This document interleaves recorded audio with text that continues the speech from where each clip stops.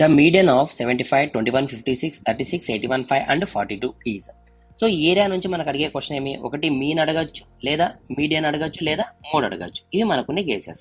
For example mean అడిగినా అనుకోండి, ఈ టోటల్ ఏవైతే టర్మ్స్ ఉన్నాయో, వాల్యూస్ ఉన్నాయో, వీటిని మనం ప్లస్ చేసి టోటల్ నంబర్ ఆఫ్ టర్మ్స్ అంటే 1, 2, 3, 4, 5, 6, 7 డివైడ్ బై 7 చేస్తే మనకు మీన్ అనే వాల్యూ వస్తుంది.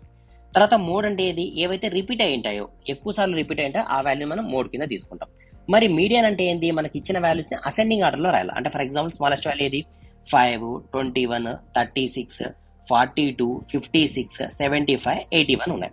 సో దీంట్లో మిడిల్ వాల్యూ ఫర్ ఎగ్జాంపుల్ ఈ త్రీ టర్మ్స్ తీసేసాం అనుకోండి, మిడిల్ ఏముంది మనకు, మీడియన్ అంటే మిడిల్ వాల్యూ ఏముంది 42 ఉంది. సో ఆన్సర్ ఏమవుతుంది 42 అవుతుంది.